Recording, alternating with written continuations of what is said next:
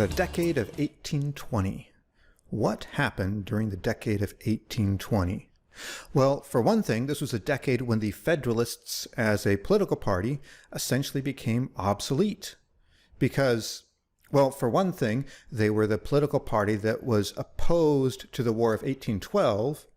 And from the perspective of most people in the United States, most people thought we won that war victoriously. So it was kind of unpopular to have been opposed to that war. Also, the Federalists were the political party that was in favor of having a standing military. But after the War of 1812, it became apparent to everybody that, yeah, well, we need a standing military. So everyone now agreed with that, and that was no longer really an issue. And so the Federalists just became kind of this elitist type of party that no one liked. And so James Monroe, a Republican, won the presidency in a landslide election. And for a while, it looked like we might simply be a one-party country. And people called that era the era of good feelings, thinking, oh, now we all get along with each other, we all agree with each other. This is the era of good feelings. Of course, that wouldn't last very long because soon tensions about slavery begin to arise. So at this point in history, the northern states had all eliminated slavery. But the southern states, they wanted to expand slavery. And the key issue had to do with whether or not new states or territories should allow slaves. So the southern slave owners wanted to expand slavery so that they could take their slaves to new areas and make money. They also wanted the political power that would come with having more slave states in the Union. Part of their argument was that their slaves were their property and that the government should protect property rights. So this is a point where a lot of the arguments about the importance of protecting property rights came from this time, and it was made by the southern slave owners saying that the government should protect their rights to own slaves, protect their property rights, which meant that they should be allowed to take their property wherever they wanted to take them. That is, they should be allowed to take their slaves wherever they wanted to take their slaves. This led to a lot of debate and eventually to a compromise that was called the Missouri Compromise, where Missouri was admitted to the Union as a slave state, but the plan was to keep an equal number of slave states and free states to keep the balance of power between the slave states and the free states, and that was the Missouri Compromise. A distinctive feature of the decade of 1820 is that it was a time of great religious revival in the United States, a time often called the Second Great Awakening. I believe there was a smaller revival movement before the Revolutionary War that is typically called the First Great Awakening. So the Second Great Awakening probably was the result of the fact that the First Amendment to the Constitution gave the freedom of religion. Now, notably, this pertained to the federal government and not to states. And so initially, many states still had state-sponsored churches for the first few decades of the United States. But still, people begin to realize that the United States is like an open religious market. And everybody is free to go out and sell their religious ideas and free to go out and seek converts. And so a lot of people did this. So, for example, this is the time when Joseph Smith said he was visited by an angel named Moroni, who directed him to golden plates telling the history of God's interactions with the former inhabitants of the American continent. And from this, Joseph Smith produced the Book of Mormon and started the church that would eventually become the Church of Jesus Christ of Latter-day Saints, or the Mormons. This was also a time where there was a great growth in utopian communal societies. For example, there was a large growth in the number of people joining the Shakers. And the Shakers were a movement that was actually started a few decades earlier, actually by a woman named Ann Lee. And the Shakers lived in communes where they held all their possessions in common. And they believed that all members should be celibate and refrain from sexual activity. So their new members generally had to come from outside the group and would not be new babies born into the group. The Shakers were known for promoting equality between men and women. And also they had elaborate religious group dances that they did. And they're also known for the quality craftsmanship. For example, they made furniture that became rather famous. In the South around this time, there were camp meetings.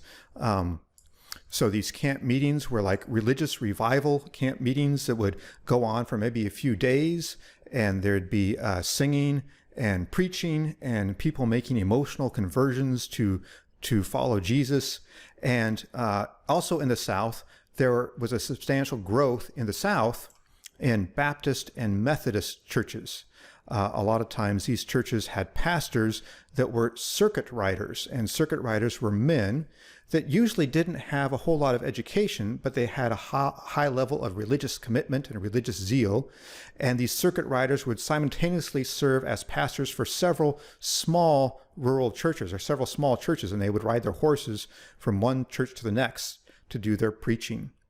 So in the South, it was a large growth in Baptist and Methodist churches. In the North, one of the key denominations that grew was a Presbyterian church.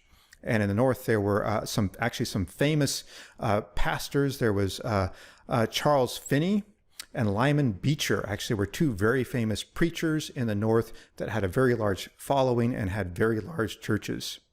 This was also a time when there was a growth in Bible societies. So Bible societies were, or other charitable types of organizations that promoted different causes. So for example, some of these Bible societies were promoted temperance. They were against alcohol use. Some of these, actually, some of the early startings for some more abolitionist and anti-slavery movement came from some of these Bible societies. Some of these were missionary societies that wanted to form missions. Sometimes they were missions wanting to convert Native Americans to Christianity. One notable thing about these Bible societies is that oftentimes it was one place where women were allowed to play a key role. So oftentimes women actually took on leadership roles within the Bible societies. And then one final thing to note about this Second Great Awakening is that it increased an interest in wanting to have people being able to read the Bible. And for people to be able to read the Bible, that required them to be literate. And so that increased an interest in wanting to train people how to read. And there was a large movement towards teaching people how to read.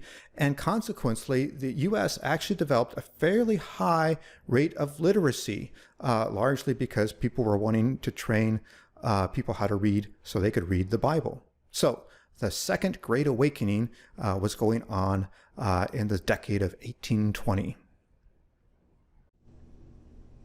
One thing to note about the history of the United States is that early on, alcohol consumption was much greater than it is now.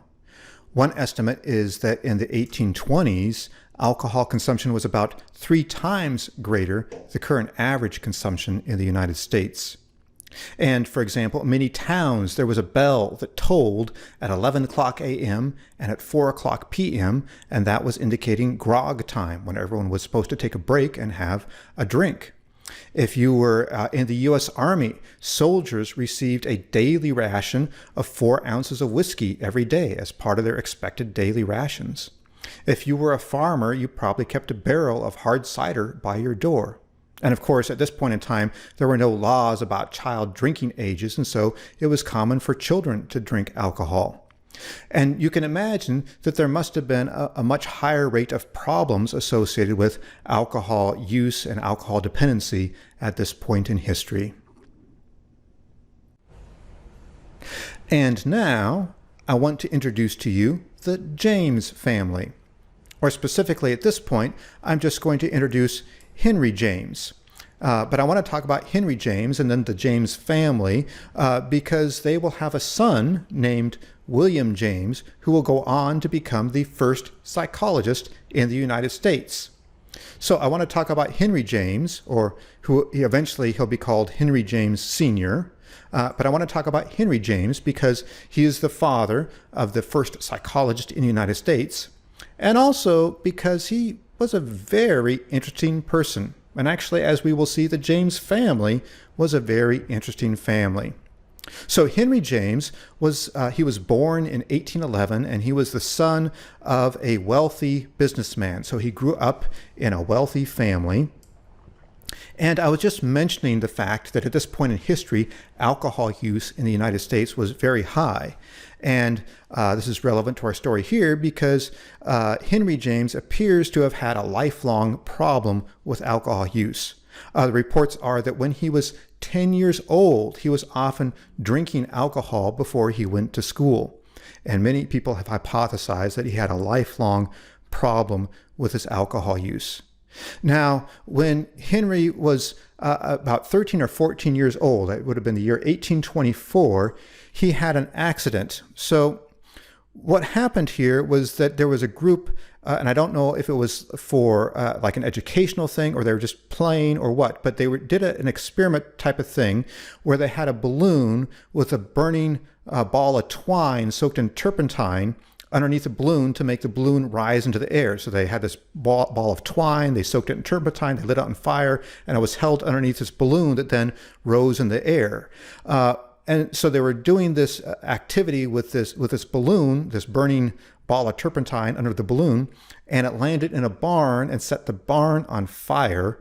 And Henry went to try to put out the fire, and as a result of that, his leg was badly burned. And they weren't sure what to do with his leg, and eventually they decided that they had to amputate it. And we talked about how terrible amputations were at this point in history. So they amputated his leg once, the lower part of his leg, and then they still had trouble, so they amputated even more of his leg again. So he actually had 2 amputations.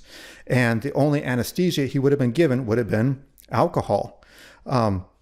And so throughout his life, then, Henry James had a prosthetic leg. I have a picture here that's supposedly what prosthetic legs might have looked like around this point in history. So he lived his life using a prosthetic leg. Now, given possibly to his alcohol use problem, if that was the case, reports are he actually did poorly in school. He had a lot of conflicts with his family. He had a lot of conflicts with his father. At some points, his family kind of tried to disown him. One source talks about how they're upset with him because he's running up bills for cigars and oysters. So I guess that's the type of problem you might have with your child if you're a wealthy family in this point in history. When Henry James was in his early 20s, he continued in kind of unsavory activities. Problems with he was involved with a lot of drinking. He was doing a lot of gambling. He wasn't working, didn't have a steady job. And oftentimes his family didn't even know where he was. He'd go off and he'd be off in unknown places, then come back. And like I said, he had a very strained relationship with his own father and his family. So that is Henry James, or who will eventually be called Henry James Sr., and that is your first introduction to the James family. Later on, we will see how that story unfolds. Now, let's continue with our story about research seeking to understand the nervous system. And for this, we're going to go back to Europe, and specifically to France. And in France, there were scholars seeking to understand the function of the nerves. And specifically, this person here, Franco Magendie, was trying to understand the function of the spinal cord roots. So on the spinal cord, there are roots or nerves coming out of the spinal cord. And the roots coming out on the back side would be called your dorsal roots. Dorsal means towards the back. So dorsal roots would be the roots coming out of the back side of the spinal cord. And ventral would be the roots coming out on the front side. Ventral means towards the front. So he was trying to understand the difference in function between the dorsal roots and the ventral roots on the spinal cord. Now, sadly, he did his research on puppies. And this was a time before we had anesthesia, like I talked about. So what he did here, though, is he cut either the dorsal or ventral roots of the spinal cord on puppies and observed what the results were. And he found that the dorsal roots, the roots on the backside, were involved in sensation. When he cut those, the puppy lost its ability to feel and to sense things. And he determined that the ventral roots on the front side of the spinal cord, they were involved in movement, because when he cut those, the puppy became paralyzed and couldn't move. So this was not very happy research, but it did produce further understanding of the function of the spinal cord and the distinction between dorsal and ventral roots. Now, to the extent that you might like pigeons less than you like puppies, this next study might seem not quite so sad. So also in France, a French surgeon named Florenz was doing research seeking to understand the function of the brain. And he did research mostly with pigeons, where he would remove parts of the animal brain and then observe the animal's behavior. And from this, he was able to correctly identify the different functions of the cerebral lobes versus the cerebellum. So just for your reference, this is over here this is a picture of a human brain and not a pigeon brain. But the cerebellum would be the purple area at the bottom, and the cerebral lobes were just in general all the different other colored areas of the brain on the outside would be the cerebral lobes. And so he identified that the cerebral lobes were important for perception and for voluntary activity, and that the cerebellum was important for coordination. And he published his results in 1823. Now, one notable thing about Florenz is that he was against the idea of localization. So recall that Gall, in proposing his phrenology, proposed the idea of localization. Gall proposed all these different traits that people had that he thought were localized in specific spots on the brain. And whereas Florenz, on one hand, he thought that different general parts of the brain had different functions. For example, the lobes had a different function from the cerebellum. He thought that specific traits were not localized in specific spots. He thought that higher abilities were spread throughout the entire cortex. And so this created essential debate between people that followed Florenz, who were against localization and thought that overall the brain functions as a whole and that higher level traits are spread throughout the entire context, versus people who followed Gall, who thought that traits could be localized in specific spots of the brain.